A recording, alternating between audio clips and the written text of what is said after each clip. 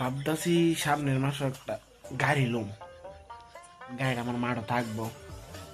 ইস কতগুলো আমি নাই ভাই ওই দেশ আইনা গাড়ি।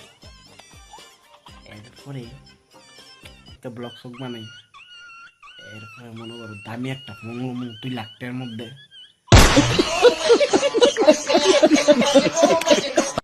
যেমন ব্লক শকের কাজ চলবো। আচ্ছা, এরপরে মা বাবার লেগে একটা বড়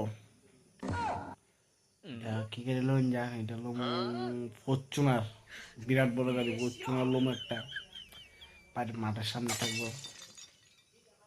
এরপরে কলকাতা থেকে সালমান খান খাইব, এছাড়া আমরা বাড়ির সামনে দাঁড়াই বাংলা দেয়া করো।